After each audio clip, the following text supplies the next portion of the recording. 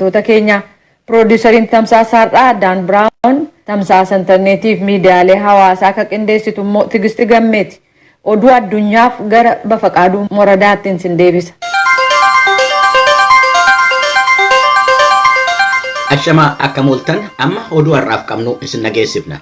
Ayyaanni Eid al-Adhaa yookiin Arafaan waggaa 1442ffaan har'a Itoophiyaa keessatti sirna adda addaatiin kabajamee ooleera. Keessumaa istaadiyoomii magaalaa Finfinnee keessatti bakka hordoftoonni amantii Islaamaa, abbootiin amantii fi keessummoonni biroo argamanitti sirna miidhagaadhaan ayyaaneffameera. Kan sirna kabajichaa irratti dhaamsa dabarsan Pireezidaantiin mana maree dhimmoota Islaamummaa Itoophiyaa Muftii Dursaan Haji Umar Idris ayyaanni Arafaa ayyaana waliif ho'uu kan tokkummaa fi walootii jedhan. Oduudhaan booda bal'inaan itti deebina. Kitaaba afaan Oromoo hedduu barreessuudhaan kan beekaman barreessaa Gaaddisaa Birruu Waaqaa umurii isaanii waggaa 63tti addunyaa kanarraa du'aan boqotaniiru.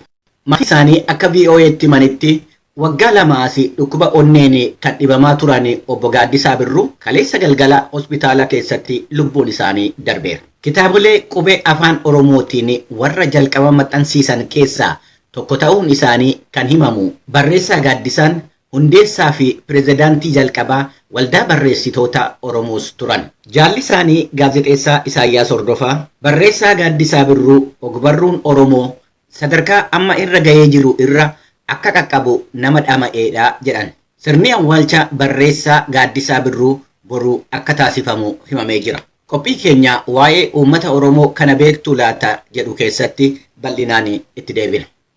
Dhaabbanni miidiyaa karaa toora intarneetiitiin dhiyaatu Addis Istaandaard eeyyama hojii isaa isa ugguramee ture guyyaa borii adoolessa 21 bara 2021 akka deebisee argatu ibseera. Torban darbee abbaan taayitaa dhimma miidiyaa Itoophiyaa dhimma dhaabbilee mootummaan shororkeessotaa jedhee moggaaseen walqabatee eeyyama Addis Istaandaard yeroodhaaf ugguruun isaa hin yaadatamu. Dhimma kanarratti gabaasa guutuu jaallanneetu dhiyeessa. Marsariitii afaan Ingilizii maxxansuu fi barruu baatiin ba'u ka qabu Addis Istaandard wixata kaleessaa akka jedhetti waajjirri miidiyaa to'atu kan Itoophiyaa eehama hojii sana harkaa fuudhuuf tarkaanfii fudhate kan seeraan silaa ta'uu qabu akka hin taane amanee jira. Garuu miidiyaan oduu Tigraay kan ilaaleen akka jecha waajjirichaatti waan sirrii hin taane maxxansuu dhaabuu qabaa jechuun irra deebi'uun hubachiisee jira.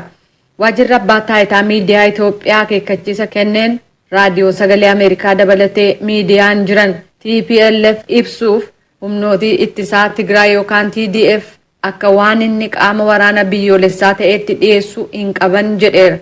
Mootummaan Itoophiyaa baatii sadaasa darbee kaasee Tigraay keessatti TPLF waliin wal waraanaa kan ture yoo ta'u baatii ebila darbe garee shororkeessotaati jedhee ramadee jira. Addis Istaandard akka jedhutti hojjetoonni isaa gameeyyiin lama wixata kaleessaa aangoota waajjira abbaa taayitaa miidiyaa Itoophiyaa waliin kan wal argan yoo ta'u roobii borii qabee eehami hojii isaanii kan deebifamuuf ta'uu ibsan. Abbaa taayitaa miidiyaa Itoophiyaa Daayirektar Jeneraal kan ta'an obbo Muhammad Idris raadiyoo sagalee Ameerikaa waliin gaaffii deebii gaggeessaniin mootummaan miidiyaa imaammata haaraa hin kabajne eehama hojii isaa harkaa fuudhaa jedhan. Miidiyaa biyya alaa fi ka biyya keessaa wal bira qabdee yoo laaltu jechoota sirrii hin taane of qusannaa tokko malee yerootti gargaaraman argita. Yeroo tokko immoo kan nama ajaa'ibsiisu namoonni dhuunfaa miidiyaa waliin hidhata hin qabnes jechoota sirrii hin taane sana fayyadamuu jedhaniiru. Manni murtii dhimma pireezidaantii duraanii Afrikaa Kibbaa Jaaqoob Zuumaa irratti himata malaammaltummaa dhiyaate ilaalu beellama isaan dhaddachatti dhiyaatanii amma hagayya 10tti dheeresseera. Manni murtii olaanaan kutaa biyyattii KwaZulu Naataal jiru kan beellama Jaaqoob Zuumaa achi bute abukaatonni isaanii Zuumaan qaamaan waan mana murtiitti dhiyaachuu qabaniif dhimma isaanii irratti qophaa'uudhaaf yeroo gahaa nu barbaachisa jedhanii waan gaafataniif jedhameera. Jaaqoob Zuumaa yeroo ammaa nama waggaa 79 yommuu ta'an himannaan malaammaltummaa keessumaa bara 1999 yommuu itti aanaa pireezidaantii Afrikaa Kibbaa turan jaarmiyaa meeshaa waraanaa oomishu kan biyya Faransaayii wajjin waliigaltee taasisame irratti yakka uumameera jedhaniin himatamaniiti. Dhimma kana irratti qaama qorannoo taasisu biratti dhiyaatanii akka ibsa kennan ajajamanii waan didaniif manni murtii heeraa biyyattii hidhaa ji'a 15 itti murteesse mana hidhaa seenanii jiru. Sababa hidhamuu isaaniitiin wal qabatee hokkora uumameen saamichaa fi ajjechaa taasifameen lubbuun nama 200 darbeera. Humna waraanaa dabalatee humni nageenyaa biyyattii tarkaanfii fudhateen namootan 1000 ol erga hidhamanii booda haalli hokkoraa akka tasgabbaa'u ta'eera. Jaaqoob Zumaa waggoottan 9 fi Afrikaa Kibbaa pirezidaantummaadhaan hoogganuun isaanii ni beekama. Pirezidaantii yeroo biyya Maalii Asiim Gooyitaa irratti maskiida guddicha magaalaa Baamaakoo jiru keessatti qibxata har'aa aggaammiin ajjechaa raawwatamuun isaa gabaasameera. Aggaammichi kan godhame kadhannaa ayyaana Iid al-Adhaa booda yommuu ta'u, tarkaanficha irratti kan qooda fudhatanii namootan 2 akka ta'an gaazexeessaan Ajaans Pirees ijaan arguusaa gabaaseera. Ministeerri dhimma amantaa Maalii Muhammaduu Koonee akka gaazexeessotatti himanitti warreen aggaammii ajjechaa pirezidaantii irratti yaalanii qabamaniiru. Daarikteerri maskiida guddichaa biyyattii Laatuus Taa'oree warreen tarkaanficha fudhatanii pirezidaantii Asiim Gooyitaa albeedhaan waraanuudhaaf yaalanus nama biraa akka waraananii madeessanii himuu isaanii gaazexeessaan Ajaans Firaans Pirees ibseera. Koloneel Asiim Gooyitaa bara 2020 pirezidaantii Maalii duraanii Ibraahim Baa'uu Bakar Keetaa erga aangoo irraa fonqolchanii booda pirezidaantii yeroo ta'anii turan. Erga aangoon gara mootummaa siviilotaatti deebi'ee booda ammas barana ji'a jaamsaa keessa pirezidaantii yeroo bahanii daa'u irraa aangoo humnaan fudhatanii pirezidaantii yeroo ta'anii biyyattii bulchaa jiru Koloneel Asiim Gooyitaa. Filannoon biyyattii guraandhala 2022 taasifama jedhamee karoorfamee jira. Bara 2012 kaasee erga loltoonni jihaadistootaa kaaba biyyattii keessaa ka'anii gara biyya Burkiina Faasoo fi biyya Niijeeritti babal'achaa tarkaanfii fudhachuu jalqabanii as biyyi Maalii lola keessa jiraachuun ishee ni beekama. Musliimonni addunyaa yommuu ayyaana Iid al-Adhaa yookaan Arafaa kabajaa jiran kanarratti dhibeen COVID-19 keessumaa inni gosa deeltaa jedhamee moggaafame babal'achaa adeemuu isaatiin kan ka'e biyyoottan tokko tokko dhorkaawwan haaraa akka hojii irra oolchanu taasiseera. Akka gabaasni Associated Press jedhutti biyyi musliimonni keessatti heddummatanii Indoneeziyaan waan dambaliin dhibee COVID-19 babal'achaa deemee fi tarkaanfii dhorkaa adda addaa fudhachaa jirti. Dhibeen COVID-19 rakkina uume kanaan lakkoofsi amantoota sirna hajii irratti hirmaatan waggaa lammaffaadhaaf gadi bu'aa deemuun isaa gabaasameera. Dhaggeeffattoota keenya oduu har'aaf qabnu kanuma qophiilee keenya afanii nu wajjiniin tura. Kun raadiyoo sagalee Ameerikaa sagantaa afaan Oromooti dhaggeeffattoota keenya amma immoo gara gabaasaaleetti ceenu.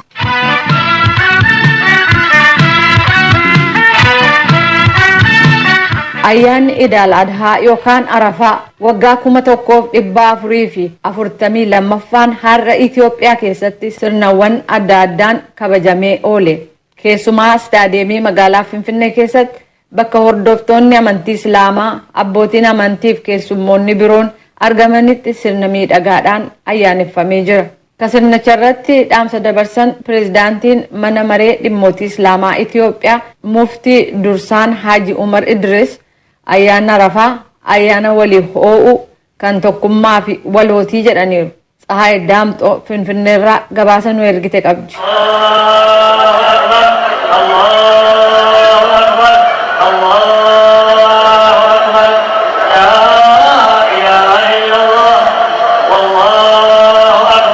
Ayyaanni Iid al-Adhaa Arafaa waggaa 1442ffaan har'a istaadiyoomii magaalaa Finfinneetti bakka hordoftoonni amantaa Islaamaa kumaatamaan lakkaa'amanitti kabajameera. Erga COVID-19 Itoophiyaatti mul'ateen as ayyaanonni addabaabayitti kabajaman addaan citanii kan turan dhiyeenya kana gara bakka kabaja idilee isaaniitti deebi'aa jiru. Ayyaanni Arafaa kan bara kanaa waggaa 1442ffaanis bakka duraan kabajamu istaadiyoomii magaalaa Finfinneetti kabajameera.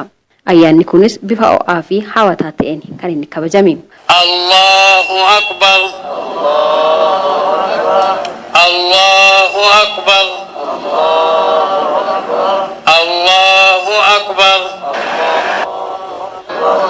Allahu Akbar. Bismillahirrahmanirrahim. Alhamdulillahi Rabbil Alamin. Ar-Rahmanir Rahim. Maliki Yawmiddin. إياك نعبد وإياك نستعين. Ayyaanni Arafaa kan ittiin wal deeggaran, kan ittiin wal yaadatan, kan tokkummaaf waliin jireenyaatii jechuun pirezidaantiin mana maree dhimmoota Islaamummaa Itoophiyaa Muftii Hajii Umar Idris ibsaniiru. Muftii Hajii Umar Idris sirna soolaataa irratti akka barsiisa amantaa Islaamaatti waa'ee kabaja ayyaana Arafaa hubachiisaniiru. ኢዴል ፊጥርና ኢዴል አድሃ በብዙ ነገሮች ይገናኛሉ። በሶላት በተክቢራ ወደ ሶላት ቦታ በመሄድ ኢዳል ፍጥሪፍ ኢዳል አዳን waan baay'eedhaan walitti dhufu. Solaataan, takbiiraan, gara bakka solaataa deemuu fi deebi'uun ta'eewwan achitti raawwataman wal fakkaatu. Garuu idaal aadaan kan ittiin adda ta'u qaba. Tokkoffaa wanti ittiin adda ta'u idaal fixrii irratti ganama nyaatamee gara solaataatti deemama. Idaal aadaa Arafaa irratti garuu osoo hin nyaatiin kan gara solaataa deemamu. Erga solaataa deebi'amee booda kan nyaatamu. Nabiyyiin keenyas yeroo solaataa deebi'an hoolota lama qalan. Hoolota qalamte kanas tiruu ishee miiccisiisanii nyaatanii jedha Quraanni. Kunis akka barsiisa amantichaatti kanneen qalma kana hin raawwanne foon akka nyaataniif. Kanaaf ammallee solaataan booda namni qalma raawwate kan hin qabne nyaachisuun dirqama suunaadha. Ayyaanni Arafaa kan hin qabne deeggaruunii fi tumsuun kabajamaa kan jedhan ammoo Ustaaz Kamaal Shamsiidha. بسم الله الرحمن الرحيم. قطع الأضحام بفلماني كان كبجمو توكو نمني ربي الله فسي توكو إسلاما شان كيسا توكو كنتي حجي قولا يرام ما كان قاكم الدنيا رتيو بيكمو سبب كوروناتين نمني حجي قدو نمو مراسا درام مليون سدي أفرتو قولا براورانا كنمو نمكو مجاتا مچالا أكن قوني موتمان سعوديس دانجي سيجرا نلم فانمو نمني دور مجروتي دي كان كبجا كوم سيدي كان أباكين إبراهيم عليه السلام ka'ee rabbiin ummata muslimaatiif kan karaa godheedha. Egaa kabajin iidii kanaa inni guddaan tokko maali jennaani rabbiif ajajamuudha.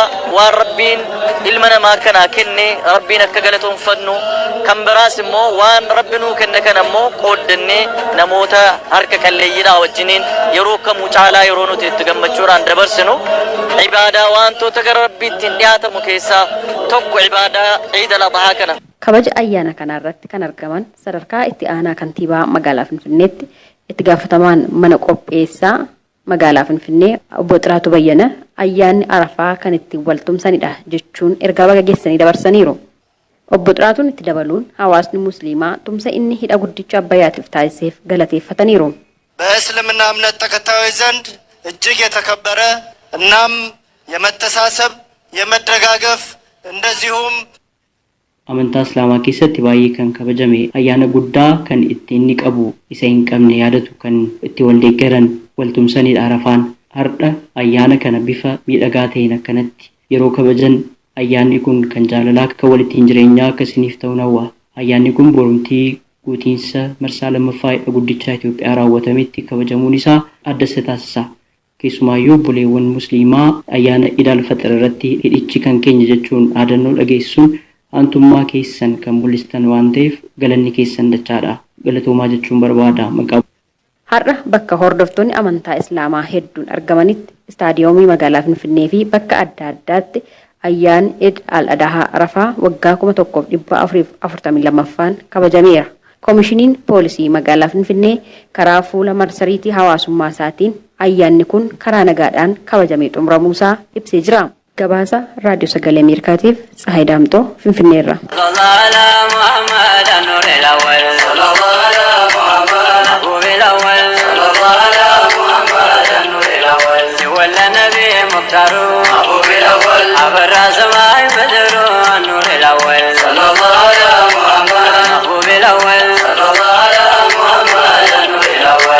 Godina Shawaa Lixaa magaalaa Amboo keessatti haala ittiin ayyaanni Iid al-Adhaa itti ayyaaneffame ilaalchisee gabaasaan keenya Naakoor Malkaa mana maatii tokkotti argamee dubbisuun gabaasa qindeesse qaba.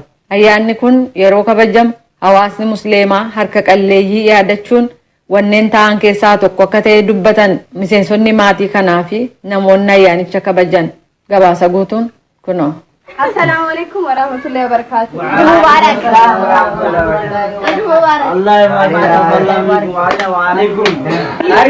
Ayyaanni Iidal Adhaa yookaan Arafaa bara 1442ffaa hordoftoota amantaa Islaamaa biratti kabajamaa jira. Ayyaanuma kana ilaalchisuun magaalaa Amboo keessaa mana obbo Bashir Ahmaditti argamuudhaan haala ittiin ayyaanicha kabajataa jiran ilaaleen jira. Namoota ollaarraa dhufanii mana obbo Bashiritti nyaataaf dhugaatii affeeramaa jiran keessaan jalqaba. Mana Bashir Ahmad firadha. Ayyaana kana walumaan gammachuudhaan kabajaa jirra. Nu kana fakkaatu maatii faana ollaa faana wal waamne ayyaana kana hedduu guddaa kana kabajaa jirra. Mee iidii baranaa maali wanta adda godhu? Kan adda isa godhu barreen gaddaan kabajne sababa dhibee koronaa kanaan walirra faffagaanii baqachaa turre. Baranuma alhamdulillah rabbiin sanuu kaase. Lammaffaa immoo kuna abbayyaa lammaffaa zurii lammaffaa kana goote gammachuu kanaanis dabarsaa jirra. Kan immoo gaafa kabajnu warra dhabees warra hin qabnes warra antaniinni walumaan gaddine walumaan gammanne dabarsaa jirra. Amma koronaa wajjin wal qabatee eeggannoo namoota biratti argite mee haala kamiin taajjabde maaltu godhamuu qaba jette? Eeggannoon ammaa tun jiru waaqumti waan nurraa kaasu kanuma du'aa goona. Silaa of eeggachuun hin barbaachisu. Dirqama barbaachisu yaa dhaggeeffachuudhuma dadhabne malee walii dadhabne malee maanni walirraa eeggachuun barbaachisaadha. Ergaa baga geessanii keessan dabarfachuu dandeessu. Ergaa kana mala addunyaa musliimaa amantii musliimaa kan ta'u biyya keessas biyya alaas keessa kan jiran hunduma baga waliin geenye baga siniin geenye.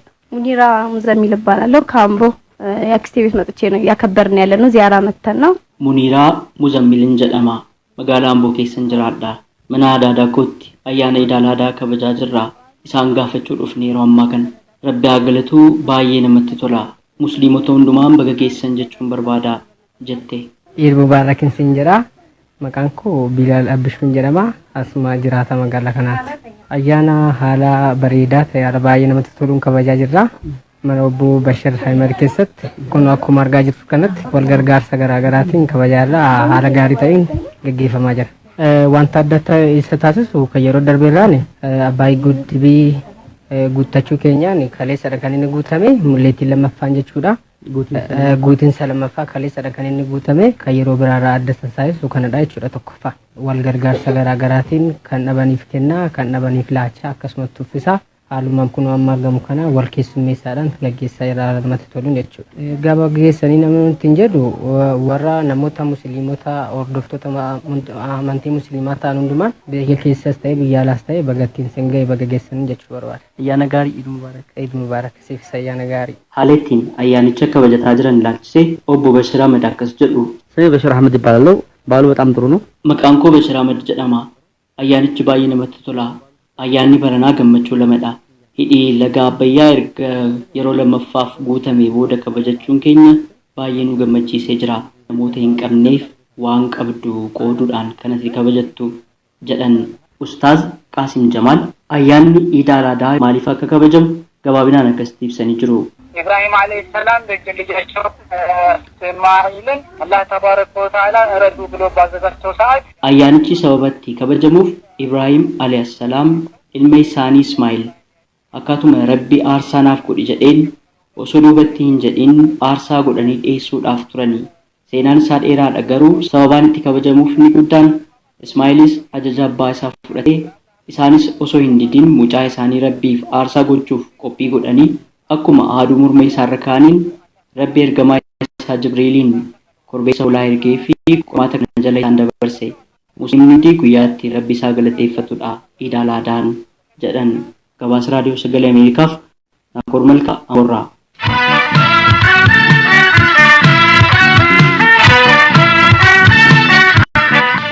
Waa'ee uummata Oromoo kana beektu laata?